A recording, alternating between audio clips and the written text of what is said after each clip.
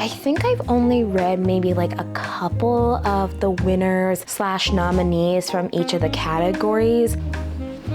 I have some thoughts, but I'm gonna keep this spoiler free.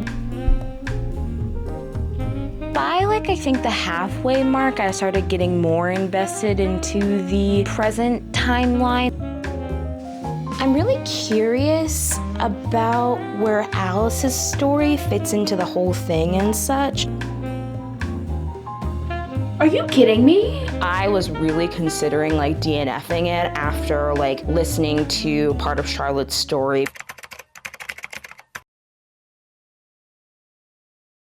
Hi my friends, and welcome back to the channel. Now, as you guys can tell by the title of this video, we are going to be reading a lot of the Goodreads Choice Awards and nominees from 2025. Now, out of like the awards, I should have done this before I actually hit the record button, but I think I've only read maybe like a couple of the winners / nominees from each of the categories, like specifically from like romance and historical fiction. I've read those ones, and I think that's it really. Maybe I read a fiction one as well last year, but I can't remember off the top of my head. But I've been seeing so many people like reading the awards and the nominees, specifically like the winners and the nominees, and they're some of my favorite videos to watch on YouTube. So I thought I would kind of like have my own and kind of do that. So I kind of plan on breaking these up into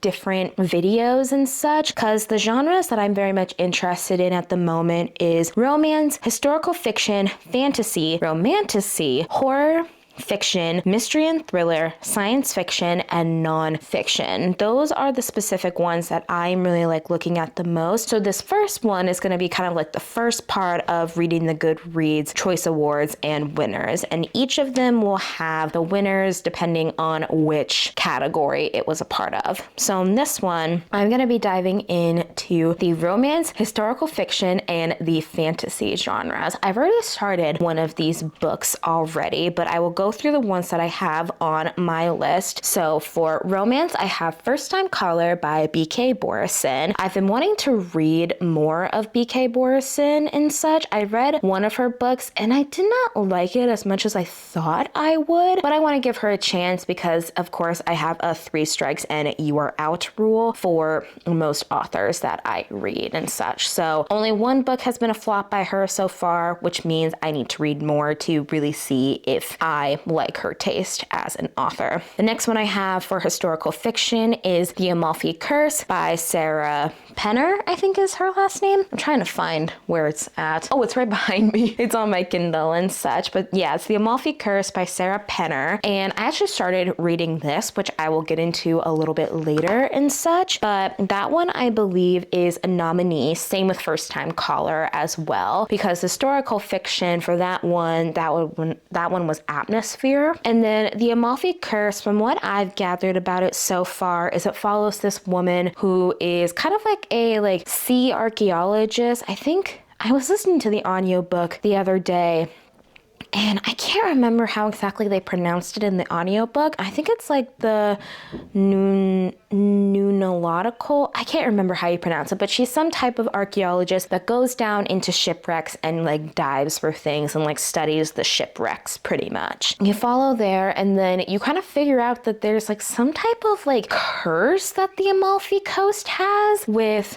ships sinking for unknown reasons and not really understanding why. And I want to get into this in a little bit, but that's kind of what I have for the Amalfi Curse. And then the next genre that I'm going to be diving into is fantasy, which that one I have the winner because I've not read that one, and that winner was Bury Our Bones in the Midnight Soil by V.E. Schwab. I tried to read The Invisible Life of Addie LaRue by her a while back, and then I like soft DNF'd it, which means I want to come back to it, but I'm really intrigued about this one because of the marketing of toxic lesbian vampires. But from what I've heard, at least, it's a story that follows over several different like centuries and decades and such, and has to do with, I believe, following 3 different women, I think it is, but I can't remember all of it off the top of my head. So yeah, that's that at least.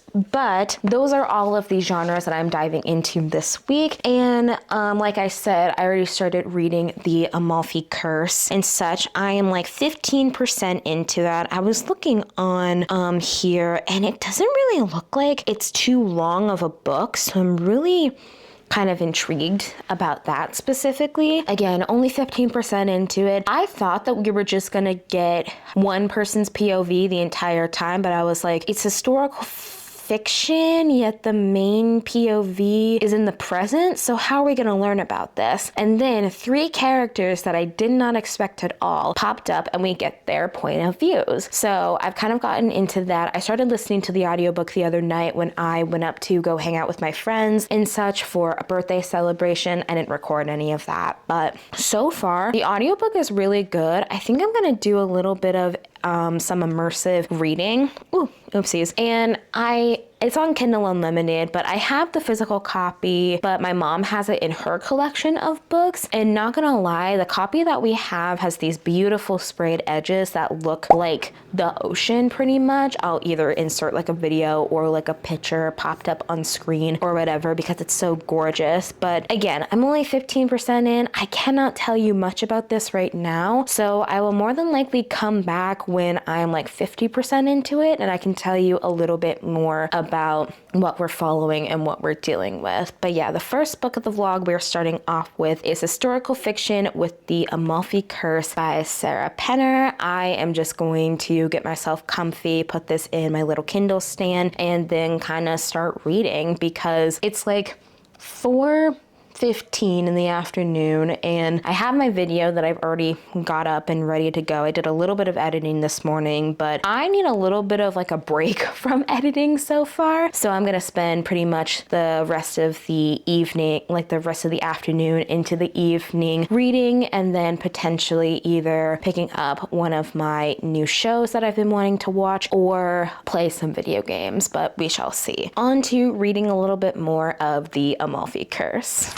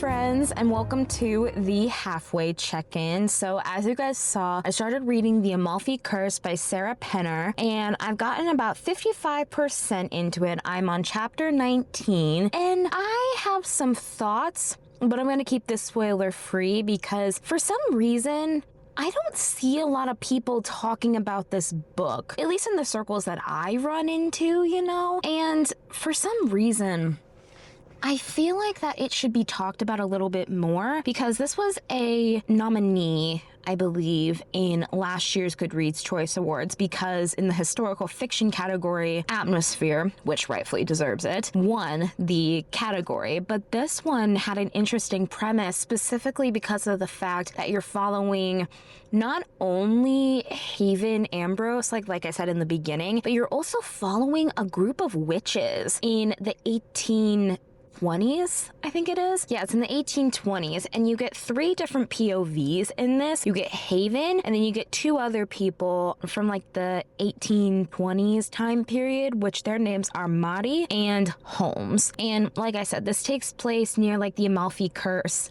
coast. I keep wanting to say the Amalfi Curse. But from what I've read so far, I am really liking this. I don't think it's a 5-star personally because For me, I really love dual timelines and dual things like that, and especially within a historical fiction novel, I really like that aspect. But I think what's losing me a little bit in this story is I'm enjoying the story of Mari and Holmes a lot more, with Mari and Holmes, so much more than I am with Haven's story. And granted, we got to a part in Haven's story where I definitely have my intrigue back, but it's not as I'm not itching to listen to her side of the story. And one thing I'm really kind of curious about is in the beginning, the Amalfi Coast in the present timeline is very much known for having this thing called the Amalfi Curse. It's a thing that Italians very much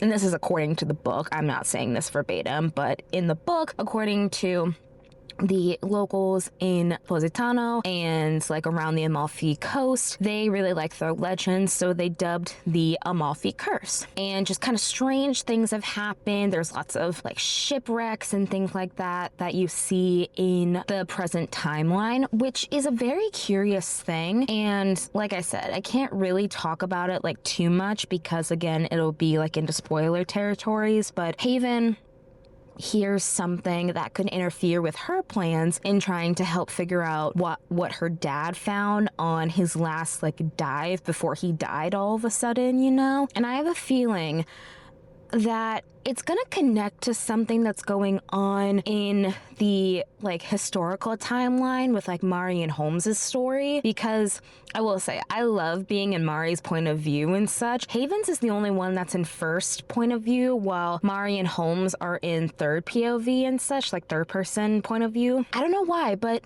actually I do know why. But for Mari's thing, her cadence and the way that she talks about things, it's not really hard for me to listen to because of the fact that it almost sounds like that she's talking in a non historical tense. It almost kind of seems like a little bit of English that we'd use nowadays to describe historical things. It's not I would say Bridgerton-esque historical talk, if that makes any sense. I hope this does make sense. I hope that I'm not rambling too much at least, but that's where I'm at with the Amalfi Curse. And if I were to rate it right now, it's kind of sitting solidly at a 4 stars, which I'm having very good luck with having 4 stars and above a lot of the time. And that's kind of one of my goals. And it's not that I'm it's not that I'm gatekeeping 5 stars in a way. I just feel that this one specifically, if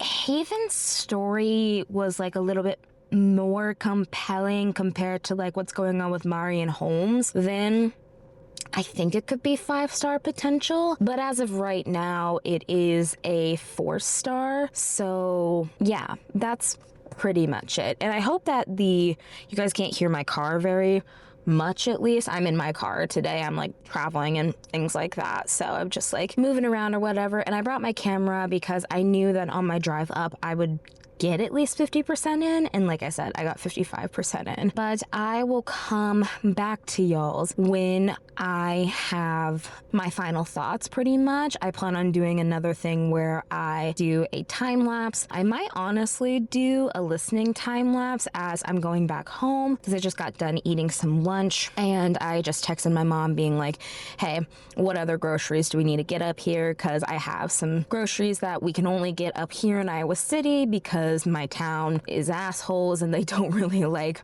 to be all inclusive with a lot of things, So I'm just calling y'all's out. Yeah, I will see you guys in the next time lapse that I do, and then I will more than likely come back talking to you guys in this format when I have my final thoughts on the Amalfi Curse. Good morning, friends. I'm coming back to let you know that I have finished reading the Amalfi Curse by Sarah Penner, and I had to think on this a little bit. I technically finished it last night, which was Thursday night, and I had to think on my rating and such, but as of thinking and figuring out how exactly I feel about it, just to be very specific, I think it's going to be a 4.25. And the reason why is because in the beginning, the story that had me really hooked was the past timeline. I felt a lot more connected to the characters in the past timeline than I did in the present timeline. It's not that I didn't love the present time. By I think the halfway mark, I started getting more invested into the present timeline and seeing exactly how that one intersects with the past, if that makes any sense. And for some reason, there was something about the present that it didn't quite sit with me. I knew that I would love this. And at first, when I first finished it, I thought I was going to give it a 5-star, but then after thinking about it, thinking about all of the things and such, I realized that the 4.25/4-star would be the best and such, because kind of like how I said it in my Fable review, is you get to learn this certain lesson from both of the timelines and how they collide with each other, which I'm not going to say anything because it would be a spoiler, because honestly on the back of the book it really does tell you nothing, and I think I really liked that aspect to where I had no expectations. I literally heard no one talking about this. My mom and I literally saw this in Barnes & Noble one day and we decided to get it, and I read it on my Kindle because the other copy that we have is just way too gorgeous and I did not want to ruin it whatsoever. But when reading The Amalfi Curse, I mostly listened to it, and I would recommend listening to it if you like hearing different narrators for different people within the book itself, and it really kind of elevated the production for me personally. And for people who are, one thing I was worried about with historical fiction is sometimes the language can kind of throw me off sometimes if it's really leaning into the more historical fiction side of things, but this one was really easy to be in the 1820s, because one of the timelines we follow, it's in the 1820s, and then you follow Haven within the present time and such, also along the Amalfi Coast and things like that for different time for the two different timelines, and specifically along the lines of the past timeline. Like I said, it's easy to understand because it's not as heavy of a language that they used in the 1800s, or from what we know about 1800s language and how it was structured and things like that. And I think one of the things that also kind of charmed me about it is the Italian comfort and kind of feeling and such, because I've never been to Italy. I want to one of these days. Mostly takes place in Positano and Naples, I believe, in here, which is along the Amalfi Coast and such. And I just really, really enjoyed how the two different stories interacted and the overall message that was at the end. And I will say I felt more closure with the past timeline than I did with the present timeline, which it makes sense as to why the past timeline happens in the past. And like I said, I got more connected to their story rather than Haven's story, unfortunately. But I do think that that shouldn't deter you if you want to read this story, because I really liked it. I will say, go into it kind of semi-blind. Just know that there's going to be things of magical realism and witches and things like that. And it very much gives witchy vibes and such, and it really does give the kind of feeling of not creepiness, but just the unknown of what exactly is going to happen next. That's another thing that I really liked about the book, is that it kept me guessing. I could never really figure out where this story was going to go. I could kind of infer, but as I inferred, I would immediately just get confirmation that my inference was not true in the slightest. But 4.25 for that one. I really, really enjoyed that one. And that's the first book of this vlog done with. And the second one that I decided to do, I have between First Time Caller by B.K. Borison or Bury Our Bones in the Midnight Soil by V.E. Schwab. And I've decided that I want to read Bury Our Bones next. It's a little bit, I think it's the chunkiest of the books. And this would be my first V.E. Schwab novel and such. much. Well, semi sort of. I attempted to read The Invisible Life of Addie LaRue back in like September of like 2024 or like something around like spooky time-esque vibes, and I didn't really jive with it at the time, so I put it down for the time being, but I do plan on coming back to it. It's on my shelves, but I have heard so many people talking about this and how much they love V.E. Schwab, and also mostly because the marketing got me with the toxic lesbian vampire side of things. And all I know from this is it follows 3 different women from 3 different time periods, like someone from 1532, another person from 1827, and then another woman from 2019. I'm really, like I said, I'm really curious to see how this goes about, honestly. And like I said, V.E. Schwab, I've heard so many people love her stuff. So many people love her writing style. And I'm really curious to see how it will fare out, you know? And maybe you guys can also convince me to pick up The Invisible Life of Addie LaRue sooner rather than later as well, too. Because I know that's one of her fan favorites. But what I'm gonna do, I don't really have that much going on like, it's Friday as I'm recording this little like update. I want to at least edit for an hour of my March TBR so I can get that uploaded onto the site before Wednesday when that release is coming out. And then maybe later this afternoon or sometime in the evening, I will start more than likely listening to Bury Our Bones, because something for me, if I don't know how to properly pronounce things in a fantasy, because from what I know that this is the fantasy category and such, and I'm pretty sure this one won the fantasy category for 2025. I could be mistaken, but I'll like figure that out by like the end of the video and by the end of like the outro pretty much. But yeah, I want to start reading Bury Our Bones and such and just kind of see like how it is, honestly. I will like I said, I'll more than likely listen to it, and I'll take you guys along with me when I'm first starting it out. And of course, we'll do the halfway check-in and then maybe a little bit of like another time lapse and then my final thoughts, because I am so curious about V.E. Schwab because so many people love her stuff. And I'm not gonna lie, I've been intimidated to read her stuff as of recently. But that's all I have for that. I will see you guys when I have started reading Bury Our Bones. And yeah, that's pretty much it. I'll see you guys then.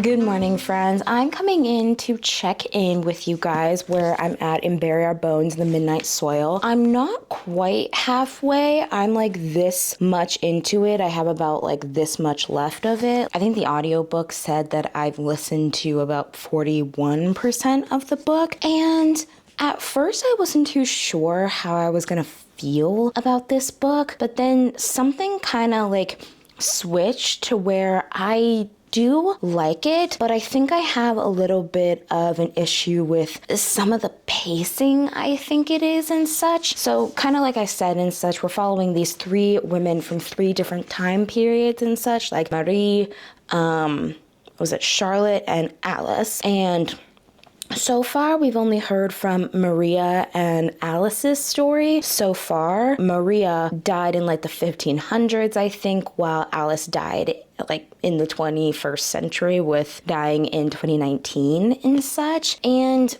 there's something about where I'm much more compelled for Maria's story rather than Alice's story at the moment. Like, we haven't even met Charlotte yet. I'm really curious about where Alice's story fits into the whole thing and such. Because with Maria, something that's very interesting about her story is since she was turned so early in like time-wise and such like that, we've been following her through these different decades and different centuries and such, and we've been learning about the ways of being a vampire, how being a vampire works, and she's getting kind of these like almost like life lessons on what it's like to be a vampire. Like one time she was with a group of vampires that were very kind of reckless in their wake and really like let the hunger just kind of like consume them in a way, you know? And then this next one that we're in, it's in the 1600s, and she's met a really old vampire pretty much that has given her some like life lessons as like an older vampire and such, which I'm really kind of like excited to learn about that through that and see what she's going through and how that's happening pretty much, you know? And yeah, that's pretty much all I have for Maria's. And Alice's, I am liking her story, but I'm still not exactly sure as to why she was turned in the first place, you know, and just things like that, you know. But I do like the way that like V.E. Schwab is kind of saying how vampires to their own kind are not really an abomination and such, but to other people who don't understand it, they are an abomination. And it's kind of like a interesting little metaphor for what's going on like right now. I can't really tell you much else about it because it would be in like spoiler territory, and I haven't really seen anybody like go in depth into Bury Our Bones and such, and I want to maybe do that sometime and such. But like the way that it's like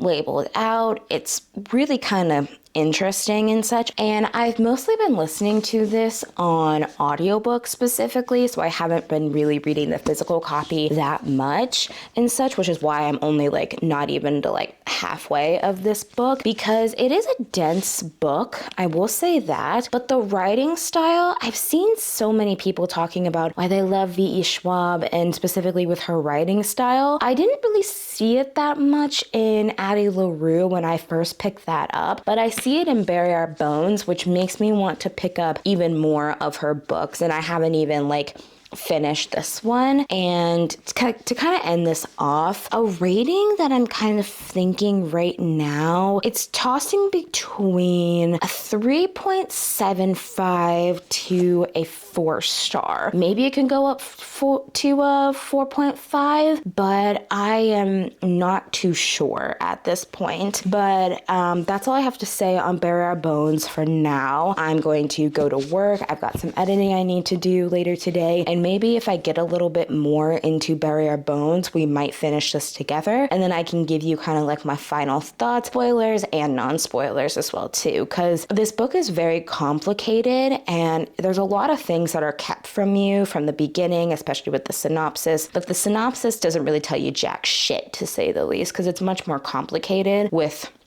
the storyline and such, which I don't mind that personally, but I feel like I need to talk about it with non-spoilers and spoilers as well too. So I will more than likely see you guys when I am finishing up Bury Our Bones, and then I will tell you guys about my final thoughts on the matter.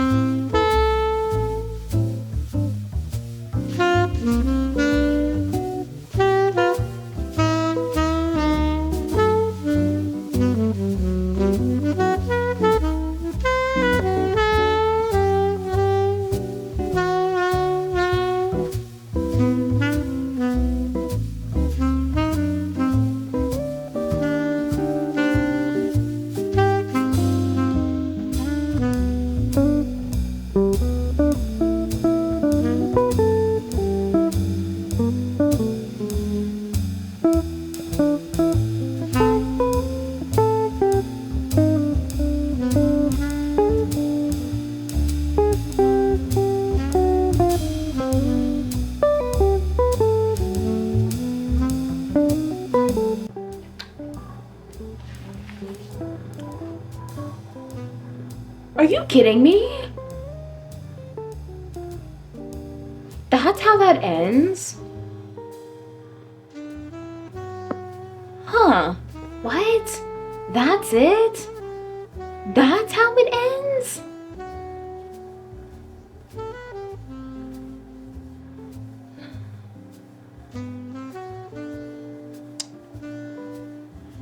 Hmm.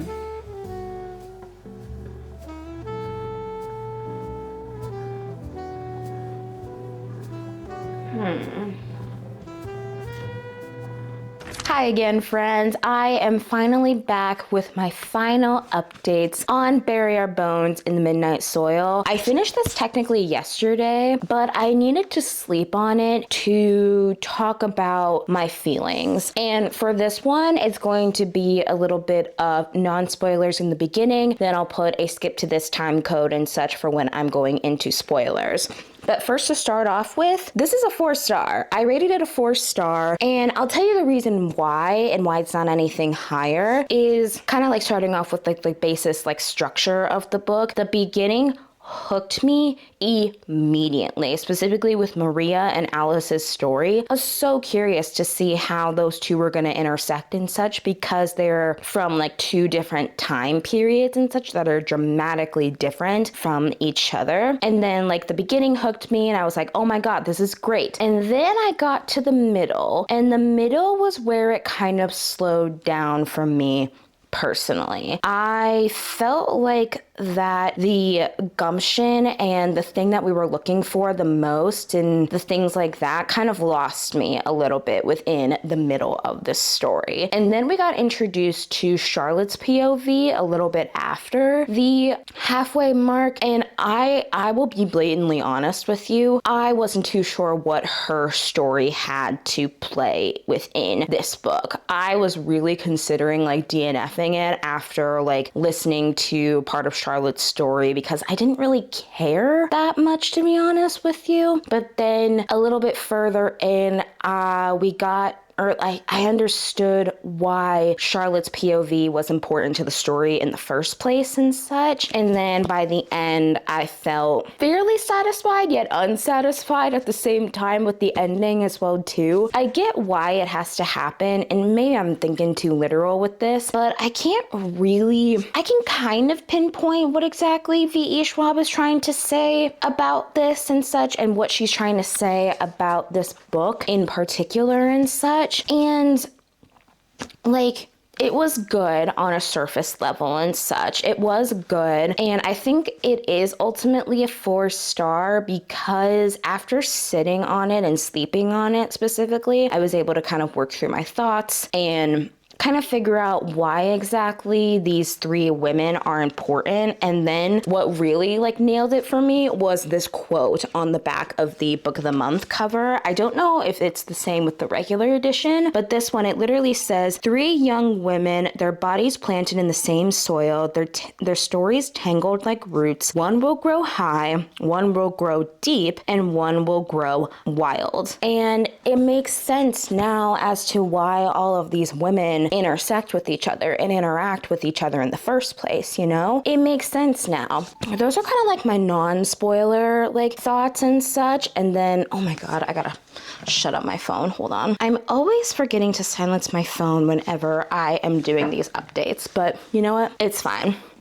So I'm going to put a time code up on the screen to where you can skip to if you do not want to hear spoilers about this. And specifically, one of the main spoilers that I want to talk about is the Maria to Sabine change specifically. And with that one, I was really curious as to why exactly Maria felt the need to change her name. But then as I was thinking on it, it's like she never felt comfortable in the name that she was given at birth. So she took what was rightfully hers once she was like rebirthed again, pretty much as a vampire or a rose within the Midnight Soil, however you want to describe it and such. And then with the way that Alice's story was intersecting, I was wondering how it was going to intersect with Charlotte in the first place. Why was she a vampire in the first place? Why did she get turned in the first place if it wasn't Charlotte? And then when we got to Charlotte's POV, it made it abundantly clear that Sabine was the one that changed her. And the reason why is because when Sabine is fairly young and such, when she's a fairly young vampire, she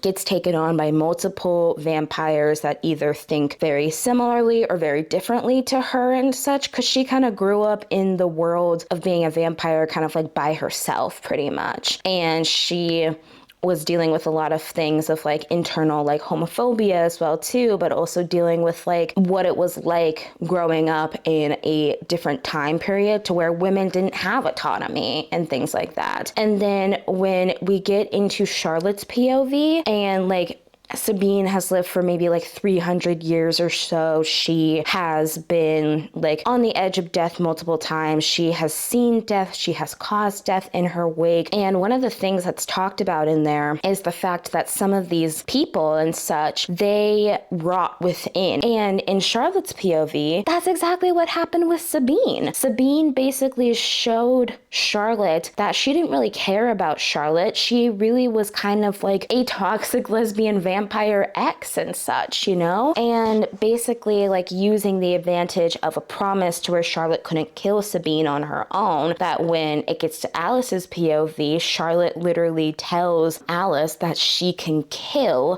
Sabine, and with the promise of maybe not being a vampire anymore, which also at the same time fucking pissed me off, bro, because out of all of these women that didn't deserve to be a vampire, Alice was the one that did not deserve to be turned in the first place. And then as you get to see Charlotte basically going through an abusive relationship with Sabine over the years and such, and like basically Sabine keeping her under control because Sabine is like, oh my god, I can finally mold this person to be who I want to be in a partner and such, or like having her as a partner in general and such. That really fucking pissed me off. And then when that happened, I was like, that's the reason why Charlotte's story is important. And then finally with the end and such like that, with being in Alice's point of view for the last remaining things and such, I love Alice as a character. She's the one that I grew the most attached to within this story, and the way that she is able to not only kill Sabine but also kill Charlotte and such because of how angry she is at this like quote unquote gift of life is how she's been thinking about it through the entire book. But then she thinks about her sister Caddy and how I think it's implied that she killed herself and such because she was just like so tired, and basically talking about like how we only get this one life and maybe death is where we can like be born again and such. And I love the way that Alice is literally like taking this kind of as a gift of being, I can be reborn again and such, and I can live the life that I want to, even though it's not the life that I chose myself. And that's it on the spoilers and such. That's